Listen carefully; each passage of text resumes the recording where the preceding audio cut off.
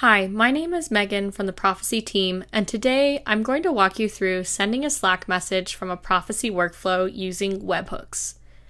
Sending notifications for your scheduled data workflows enhances your ability to monitor, operate efficiently, and improve collaboration in your data workflow. Let's look at how to set this up. First, you have to create a Slack app and enable incoming webhooks. I have my demo app here that I've created, and I'll activate incoming webhooks. Next, let's add a new webhook to the workspace. This is where you'll pick a channel to post to. It's good to start with a private channel for testing. Now we get a webhook URL that we will use in Prophecy. Over in the Prophecy product, I have a workflow that I'll be scheduling. Upon a complete run, I want to get a notification in Slack on success letting me know how many records were in the output. To build the body of that message, I'll add a count records gem into my workflow.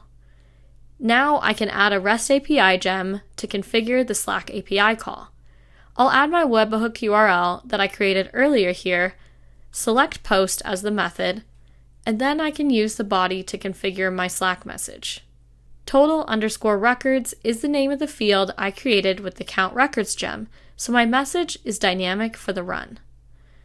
When we run the workflow, we can go over to the Slack channel I selected and see that it has sent the completion notification in the channel with the number of records that ran through the workflow. This same process can be accomplished with Microsoft Teams using webhooks as well. Now I can schedule this workflow to run and be notified in Slack upon completion, allowing for visibility and monitoring across my team.